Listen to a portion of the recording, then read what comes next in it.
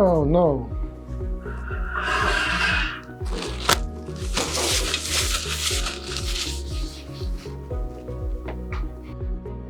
Firstly, let's take a look at editing a crew on an ops view.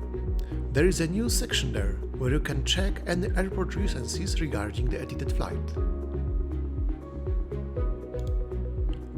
In the airport directory, we've added a new smart feature that enables setting different category expiry dates for every aircraft type.